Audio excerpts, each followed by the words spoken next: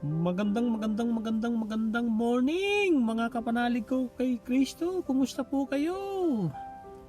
God is forever in control mga kapanalig. Sabayan niyo po ako ng dasal galing kay Pastor Joel Austin. Lord Jesus, I repent all of my sins. Come into my heart. I will make you my Lord and my Savior.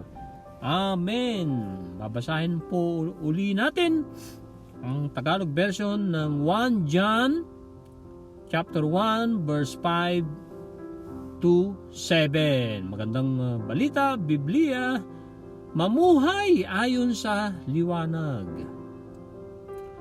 Ito ang aming narinig sa kanyang anak at ipinahayag naman namin sa inyo. Ang Diyos ay liwanag at walang anumang kadiliman sa Kanya. Kung sinasabi nating tayo'y may pakikiisa sa Kanya, ngunit namumuhay naman tayo sa kadiliman, nagsisinungaling tayo at hindi namumuhay ayon sa katotohanan. Ngunit kung namumuhay tayo sa liwanag, gaya niya na nasa liwanag, tayo'y nagkakaisa at ang lahat ng ating kasalanan ay nalinis ng dugo ni Jesus na kanyang anak. Ang ibinahagi naman po na salita ng Diyos galing kay Kapanalig Cecil, nasa Isaiah Kapitulo 54, versikulo 10. Ito po, maguguho ang mga bundok at ang mga burol ay mayayanig. Ngunit ang wagas na pag-ibig ko'y hindi maglalaho at mananatili ang kapayapaang aking ipinangako. Yan ang sinasabi ni Yahweh na nagmamahal sa iyo. Shout out kina Angelica, kina Kuya Romy, kina Kapanalig Cecil at sa inyong lahat mga kapanalig. Ito pa po ang salita ng Diyos nasa Philippians chapter 4 verse 13. It says, I can do all things through Christ who strengthens me. At ang quote for today galing sa Great is Thy Faithfulness, 365 Devotions from Our Daily Bread. Ito po, God always gives enough strength for the next step. Ulitin po natin ng sabay-sabay mga kapanalig. God always gives enough strength for the next step. Tutong-tuto po yan mga kapanalig. Hindi tayo isasabak, napapayag na isabak sa mga bagyo ng ating buhay, kundi rin tayo niya bibigyan ng lakas. Ganyang kagaling ang ating Panginoon. Kaya tayo ay sumamba ng todo sa Kanya, kumapit sa Kanya. Siya lang lagi ang ating iisipin, ang ating sasambahin, at mag-focus tayo sa Kanyang presensya. Tanong mga kapanalig ko kay Kristo, ano po ang uwi ninyo? Sa episode 70, episode 70, alam ko everything about you already. Quick review po tayo at in your notes mga kapanalig. Ano po ang unang mensahe, mga unang talata ni Lord Jesus Christ sa episode 70 sa libro ni Sarah Young, Enjoying Kapayapaan sa Kanyang Presensya. Yan po ay Jesus Calling. Ito po ang sinabi ni Lord Jesus Christ, unang mga talata sa episode 70. Alam ko everything about you already. Come to me with your deepens down, ready to be blessed and filled with my presence. Relax and feel the relief of being totally open and authentic with me. You have nothing to hide and nothing to disclose because I know everything about you already.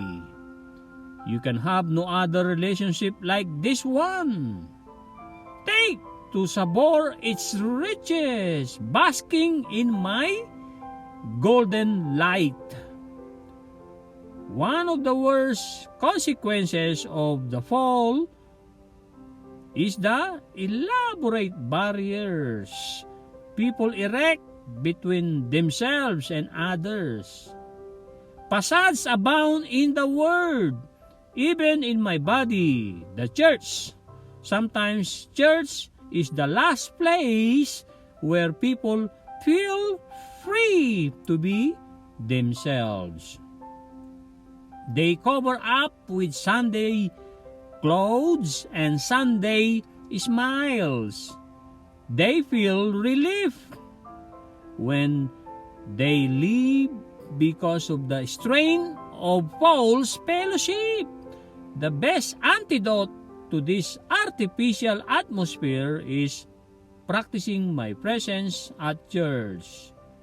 Let your primary focus be continuing with me, worshiping me, glorifying me.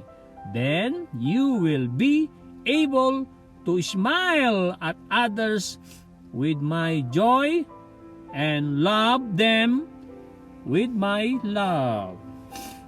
Ulitin ko po yung ilang stanza po. Glorifying me, then you will be able to smile at others with my joy and love them with my love. Episode 71, hayaan mong ang aking buhay ay liliwanag sa pamamagitan mo. Sampu hinango ni Sarah Young, mensahe na nasusulat sa scriptures po sa Bible. Ang una po nasa Psalms 139:14. Alam ko yung iba sa inyo o marami sa inyo ay alam na alam itong deklarasyon ni King David. Psalms 139 verse 14. Ito po ang dapat nating pagnilay-nilayan lagi. Especially pagka nalilimutan natin ang ating identity na tayo ginawa ng Panginoon. Ito po. I will praise you for I am fearfully and wonderfully made. Marvelous are your works, and that my soul knows very well. Papuri sa Panginoon. Sa napakagandang Psalms na yan, 139 verse 14. Ang sumunod po ay nasa Colossians chapter 1 verse 29. 1 Colossians chapter 1 verse 29, it says, to this end I also labor, striving according to his working, which works in me mightily.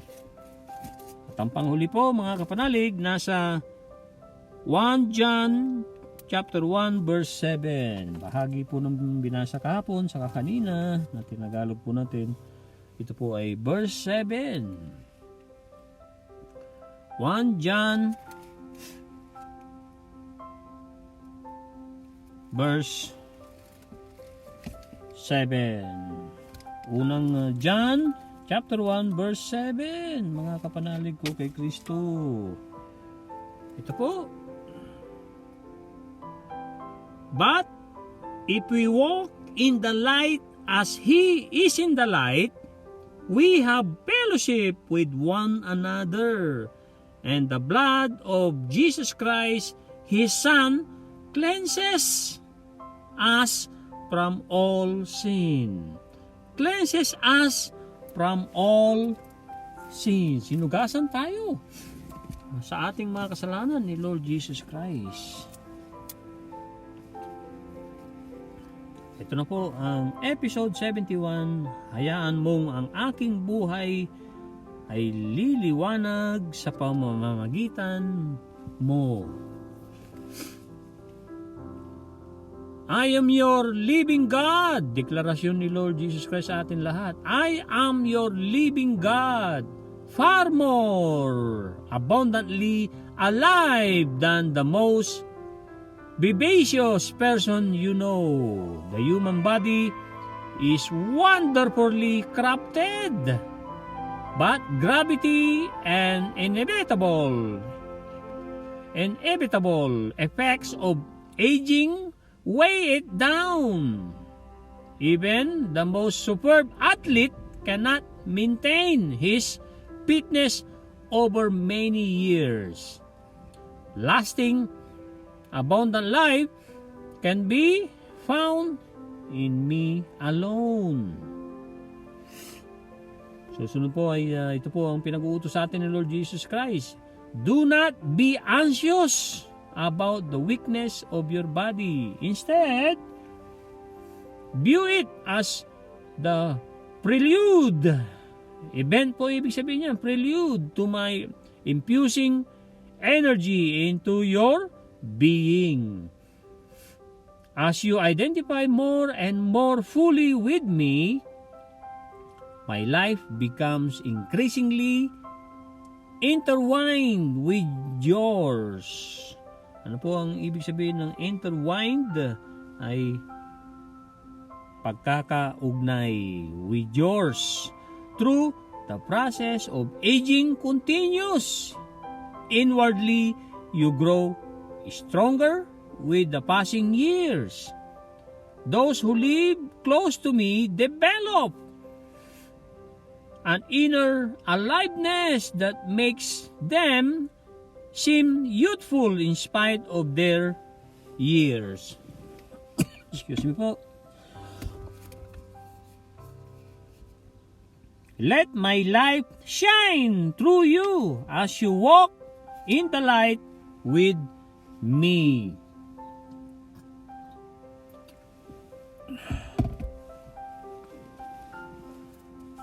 Pag nilay-nilayan po na po natin, pagtulungan natin mga kapanalig sa tulong ng Banal na Espiritu sa ating lingwaheng napakagandang Tagalog. Ako ay buhay na Diyos mo, anak. Yan ay malayong-malayo sa masaganang ako ay masaganang at alive na buhay. At yan ay masiglang-masigla, vivacious. Ang ibang translation ng vivacious sa English ay actively at lively. Sa ating salitang Tagalog na napaganda na translation ay masiglang tao na kilala mo. Ang katawan ng tao ay wonderfully crafted, kahanga-hangang kagalingan na ginawa ng Diyos, na ginawa ko. Ang iyon ang deklarasyon ni Lord Jesus Christ dito. Pero ang gravity sa ibang translation ay isang force that attracts objects toward one another. Gravity po. And yung hindi maiiwasan na makakaapekto sa pagtanda mo, na iyan ay magpapababa sa iyo. Kahit na yung mga superb athlete, superb ay napakagaling na mga atleta, ay kumukupas din, umihina din, na hindi nila kayang i-maintain, panatilihin ang kanilang fitness sa mga paglipas ng panahon, kahit na 10 or maraming dekada na lilipas, hindi natin mapapanatili ang ating katawan kahit super fitness po tayo, super fit ang ating katawan at very conscious tayo na maging fit at nagpi-fitness po tayo, hindi po natin mapapanatili yan. Lilipas po yan, lahat ng bagay ay lumilipas po. Pero si Lord Jesus Christ, yun ang kanyang kabuuan ng mensahe dito, ay siya ay hindi lumilipas. Siya ay Diyos noon, ngayon, at magpakailanman. Magtatagal ng todo ang iyong masaganang buhay na matatagpuan mo lamang sa akin. Yes, na matatagpuan mo lamang sa akin. Deklarasyon ni Lord Jesus Christ sa atin lahat. Kaya nga, huwag kang mag-alala, huwag kang matakot sa iyong mga kahinaan ng iyong katawan. Bagkus, makita mo yan na isa yung event na to my infusing energy into your being. Infusing ay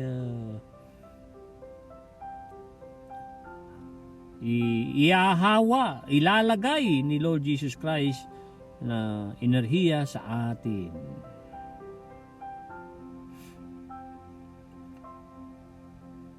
Pagka na-identify mo na, natukoy mo na ang pinagagawa ko sa iyong ikaw ay manatili sa akin, at natukoy mo na ang dapat mong gawin, iyan ay magbibigay ng kabuuan ng todo-todo sa iyo, at ang aking buhay ay becomes increasingly intertwined. Kanina po binanggit na po natin ang intertwined. Google Translate sa Tagalog ay uugnay or magkaugnay sa atin, sabi ni Lord Jesus Christ, sa iyo, with yours. Sa pamamagitan ng prosesong ito ng iyong pagtanda, ng nagtutuloy-tuloy inwardly sa kaloob-looban mo, anak, ikaw ay tatatag, ikaw ay lalakas sa paglipas ng mga panahon. Although sinabi ni Lord Jesus Christ dito na hindi natin mapapanatili ang lakas ng ating katawan, pero pag nanatili tayo sa Kanya, siya ang ginawa nating Diyos, nag-iisang Diyos, ay lalo tayong lalakas dahil yan ay proseso. Lalo tayong lalakas, lalo tayong tatatag sa mga darating na panahon. Sa mga taong namumuhay na bumubuo sa kanilang kaloob-loobang buhay na kasama ko, yan ay magpapanatili sa kanilang kabataan in spite, sa kabila ng mga taong lumilipas sa kanila. Kaya nga, panatilihin mo or hayaan mong ang aking buhay ay liliwanag sa iyo. Hayaan mong ang aking buhay ay liliwanag sa iyo sa pamamagitan mo habang sa lalakad mo sa ilaw na dulot ko. Sa ilaw na dulot ko. Napakagandang mensahe. Episode 71, mga kapanalig. Yan po ang episode 71. Hayaan mong ang aking buhay ay liliwanag sa pamamagitan mo. Dahil talagang totoong-totoo, si Lord Jesus Christ ay ilaw natin. Pag tayo na ilawan ni Lord Jesus Christ, tayo naman ang magbigay ng ilaw sa iba.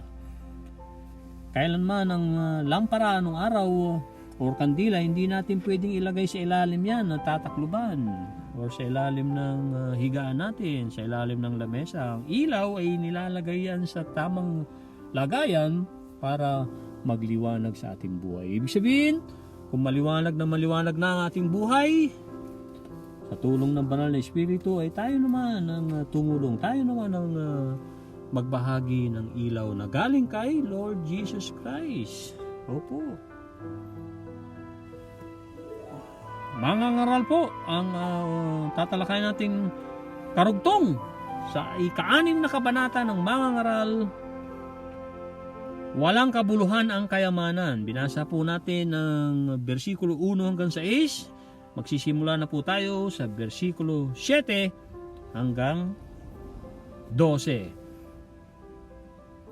Nagpapagod ang tao para sa kanyang tiyan, ngunit kailan may di siya nagkakaroon ng kasiyahan. Ano ang kahigitan ng matalino sa mangmang? Ano ang mapapala ng isang mahirap kahit malaman niya ang pasikot-sikot ng buhay? Mabuti pa ay masiyahan sa anumang kalagayan kaysa mangarap ng di naman makamtan. Ito man ay walang kabuluhan, tulad ng paghahabol sa hangin. Lahat ng nangyayari sa daigdig ay alam na noong una pa, at ang tao'y di makapanaig laban sa kapangyarihan higit sa kanya. Habang humahaba ang pagkatalo, lalo lang nawawalan ng kabuluhan. Kaya paano masasabing nakakahigit ang isang tao sa kapwa? Sino ang nakakaalam kung ano ang mabuti sa taong nabuhay sa maikling panahon at pagkatapos ay mawawalang tulad ng anino? Sino ang makakapagsabi kung ano ang nangyayari sa pagkamatay niya? Napakagandang tanong, mga kapanalig ko kay Kristo. Talagang matututo ka ng todo dyan sa mga mangaral na sinulat ni King Solomon. Siya ay super tanda na niyan at kinalat niya ang mga naunang mga kawikaan at sinulat niya sa Proverbs 31 chapters, and then yung mangaral na payo niya sa atin. Naobserbahan niya kasi.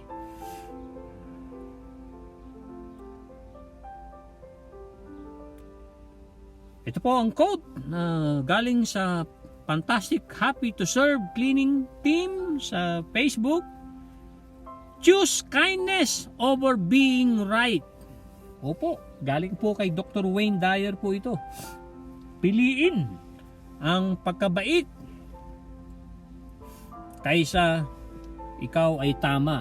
Ibig sabihin over being right. Halimbawa, kahit na ikaw ay tama, kung hindi ka naman magiging mabait, ipagpipilitan mo na ako ang tama, ako ang sundin, ako ang boss, ako ang tatay, nanay, ako ang sundin niyo mga anak. Although minsan maganda yan sa mga anak natin ay tinutuwid natin sila, pero kung nagiging masungit na tayo, nagiging hindi na magandang dulot niyan sa atin at sa ating kapwa, ay mas magandang piliin ang pagkabait, kindness, bait.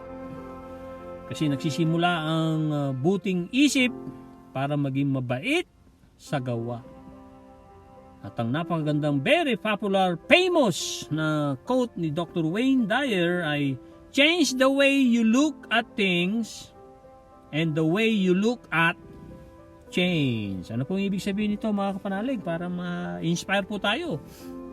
Kung ang pananaw mo ay sinaktan ka, tinanggal ka ng walang dahilan sa trabaho, saka tinapos ang kontrata na hindi natapos, hindi nasunod ang kontrata ninyo, nakipag-break ang iyong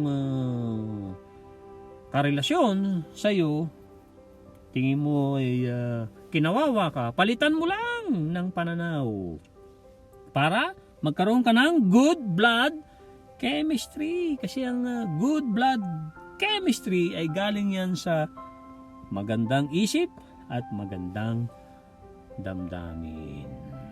Yan po ang change the way you look at things and the way you look at change. At ang paborito kong nasusulat sa Josue, Kapitulo 24, versikulo 15 na shiner ni Kuya Ronnie. Napaka-paborito ko to kasi si Joshua ay unang nabanggit yan na alila ni Moses. Pero siya ang pumalit, siya ang naturuan, siya ang pinili ng Panginoon Ama sa Langit. Nung kukunin niya si Moses, ay tinuruan ng todo ni Moses si Joshua.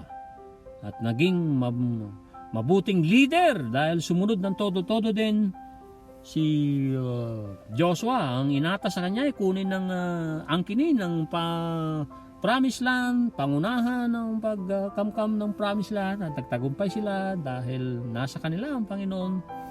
At pinayuhan ni Moses si Joshua na maging courageous, maging matapang na gumawa ng kabutihan, na maging matapang na sumunod sa Diyos. So ang deklarasyon niya rito, nung siya ay tumatanda na rin, ang sabi ni John C. Maxwell, ang hindi nagawa ni Joshua ay i-duplicate ang sarili niya. Walang pumalit kay Joshua ng katulad niya. Hindi tulad ni Moses, na-mentor siya, naturuan, nagabayan bago lumipas ang buhay ni Moses. Si Joshua hindi niya nagawa yan. Kaya nung pagkatapos ng panahon ni Joshua, nagpawindang-windang uli ang buhay ng mga tao sa Israel kasi nga wala silang magaling na leader tulad ni Joshua. Hindi nakapagturo. Pero ito ang kanyang deklarasyon. Ngunit kung ayaw ninyong maglingkod sa Panginoon, mamili kayo ngayon sa araw na ito kung sino ang paglilingkuran ninyo.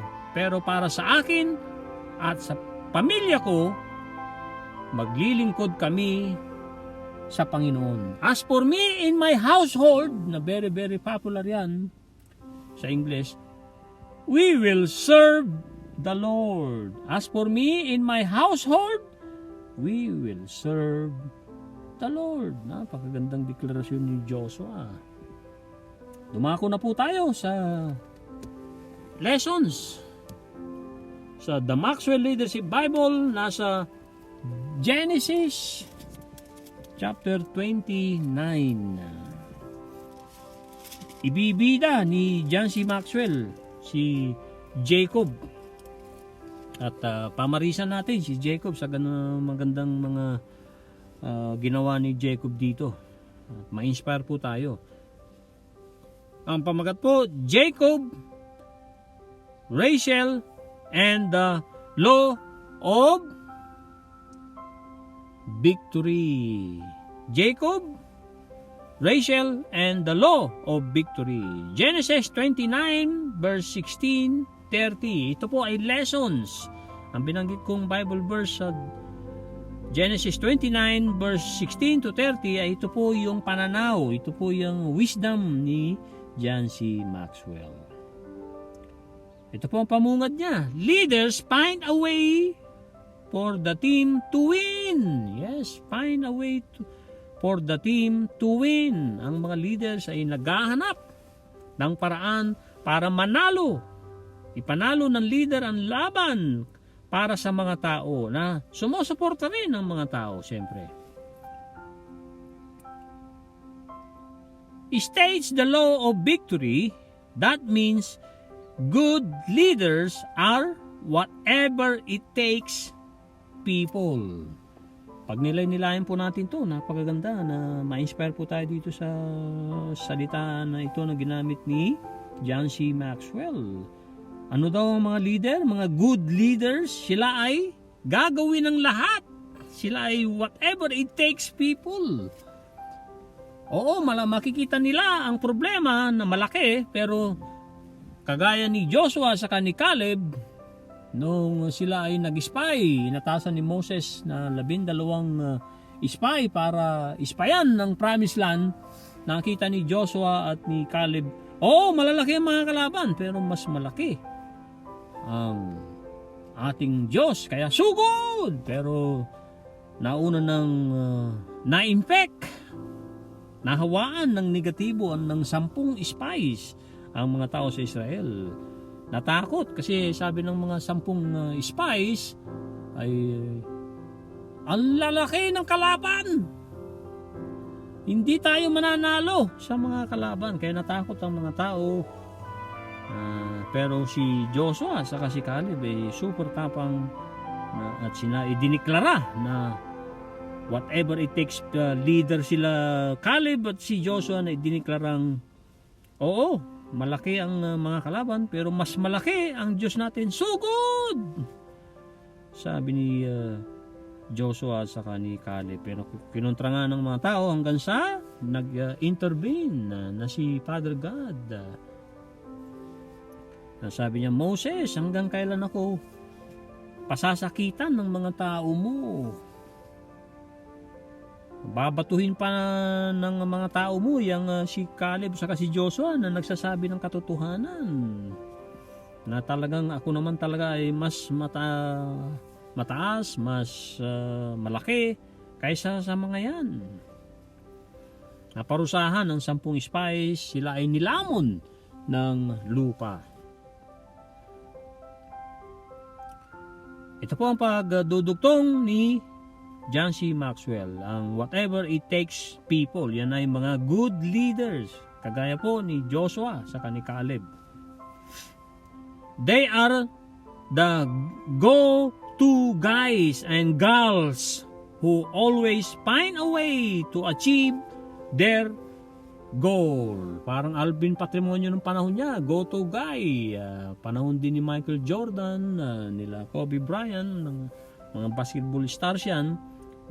Pagka-dying seconds, wala nang ibang pupuntahan ng coach, kundi ang kanilang go-to guy na sila Alvin Patrimonio ay talagang totoo naman na talagang ibubuhos ng lahat ng mga mabubuting atleta na yan ng kanilang kakayanan, ipanalo ang kanilang team whatever it takes. Yeah. At kung magbintis man ng missing ang winning shots ay hindi mo silang mababanaagan na sila ay nagsisising tumira ng winning shots na sumaplay. So ang mga good leaders, ulitin po natin, ay whatever it takes people. So maghanap tayo, suportahan natin ang mga leader na sila ay whatever it takes people. Talagang sila ay maasahan, ang kanilang talento ay para ipanalo ang kanilang organisasyon, ipanalo ang kanilang team para sa glory ng Panginoon. Usually, ang mga whatever it takes people ay mabababa ang loob niyan.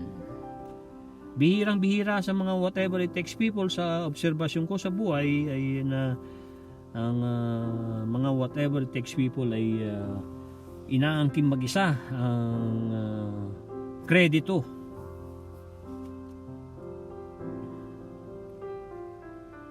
Such a description certainly fits Jacob, the stubborn young man who fell in love with Rachel, anak ni Laban na kapatid ng nanay niyang si Rebecca. So nung araw namang na talaga ay sila ang nag-aasawahan. Nasa Genesis pa rin tayo, mga kapanalig. After requiring Jacob to work 7 years for his younger daughter's hand in marriage, pagdudugtong ni John C. Maxwell, Laban substitute his older daughter Leah, and Jacob didn't discover the deception until the morning after his wedding night. Niloko ni Laban na tatay ni Rachel at saka ni Leah.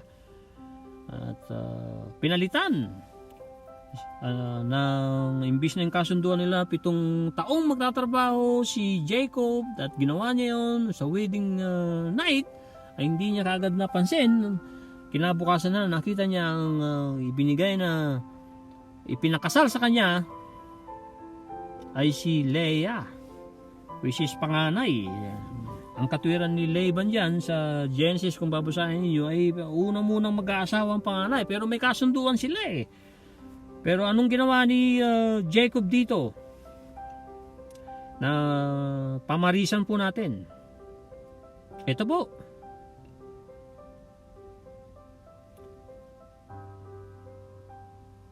Some men would have battered Laban, yung mga tao, yung ibang mga tao, kung niloko mo, ay talagang lalabanan ka ng patay kung patay dahil hindi nasunod ang inyong kasunduan. Pero anong ginawa ni Jacob?